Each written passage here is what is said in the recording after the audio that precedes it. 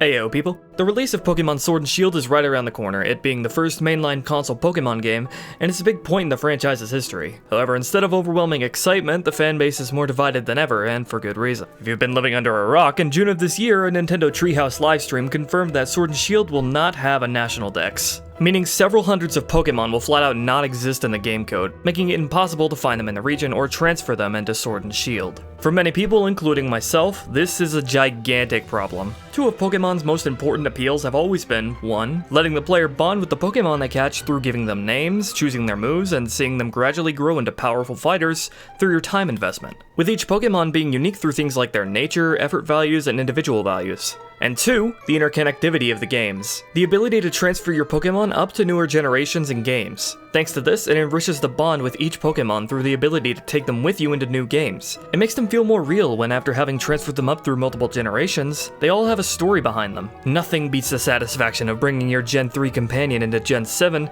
to use them in online battles and take advantage of new moves and balancing tweaks. The Pokemon series is unique among most other game franchises, in that your journey with a set of Pokemon in one game is only a small part of what can be an expansive, long-reaching adventure. It makes each game's playthrough feel much more meaningful when you know the team you're building isn't confined to the game cartridge they came from. This footage of Gen 7 game Ultra Sun is a showcase of just what I mean. Every Pokemon here has been caught and raised in literally every past gen, including the virtual console releases of Gens 1 and 2, the majority of them being the main teams that I handpicked and used during each game's stories. Because I knew I'd be able to take them with me long after completing each game, it made each Pokemon feel way more personal to me. But again, nothing beat the satisfying feeling of finally being able to lift them out of their respective gens and gather them all into one place, ready for any further training, moveset tweaks, or online battles. So you can imagine the immense disappointment when Sword and Shield is revealed to be an abrupt end to that adventure. The majority of my Pokemon shown there cannot be transferred up into it, and are trapped in Gen 7 until a future game where their code exists is released.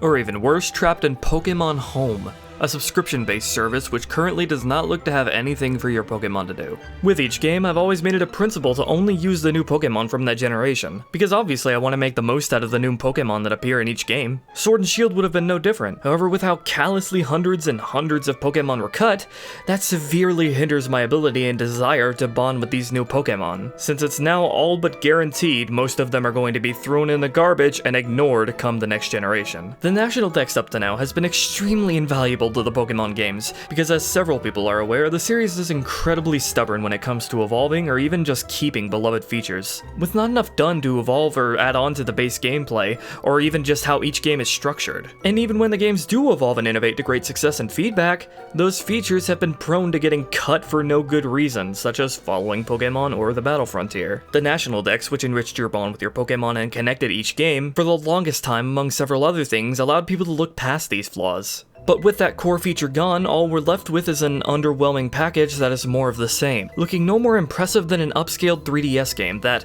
while it does add some nice quality of life stuff here and there, doesn't seem to do anywhere near enough to make up for the gutting of a core pillar in terms of content or production value. Couple that with the removal of following Pokemon again, replacing Mega Evolutions instead of expanding on it with the less creative and sillier Gigantamax, and mandatory EXP share. As a result, I see no reason why I should play or buy Sword and Shield. The reason the devs have given for the cut national dex has been all over the place, the most pervasive of which is for the sake of higher quality models and animations. However, upon comparing the Sword and Shield Pokemon to their Ultra Sun and Moon counterparts, you'll be hard pressed to find what these supposed improvements are, as pretty much every animation and model looks to be copied and pasted for pre-existing Pokemon and moves. This excuse becomes even more ridiculous when directly comparing to the battle animations of Battle Revolution, which released in 2006, or even worse, to Stadium, a game from 1998. Both of which feature significantly more detailed and expressive animation than anything ever in the main games, let alone Sword and Shield. It's bad enough to remove a core feature of the series, but it's even worse to lie about why.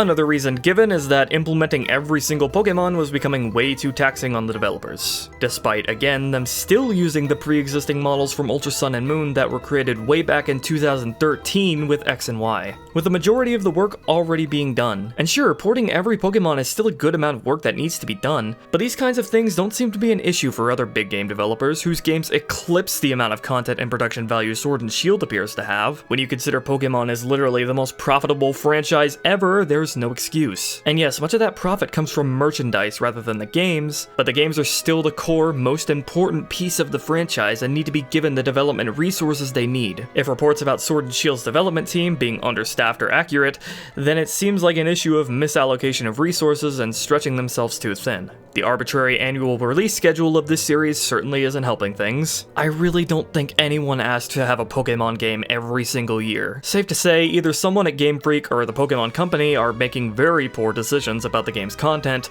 or they don't have enough staff with an unreasonable deadline. Or most likely, both. Whatever the situation, the removal of the national decks severely hurts Sword and Shield, and is a harbinger of what else can be cut in the future. Honestly, the cut of this vital feature helped to wake a lot of people, including myself, up to the flaws of the series. Now more than ever, Pokemon needs to be put under a spotlight, and the fans need to make their criticisms loud and clear. I know many people have a huge attachment to the series, and as such have a hard time criticizing it, but unconditional support and positivity won't do anything to improve the quality of these games. Game Freak so far has made it loud and clear, nothing is off the table for cutting. Even if you're personally fine with the national deck's cut, if this trend continues, how long until they cut something you do care about? Pointing out the bad in a series is just as important as pointing out the good in it. Through that, we can hopefully make Pokemon better for everyone. Isn't that worth speaking up for? Thanks for watching. This is a really important issue for a series that means a lot to me, and I hope future games make things right. Check out my fan-made Pokemon anime, Manifest Heart, or game analyses. And if you want to support the channel, a couple bucks on Patreon is the best way to do so. Peace out.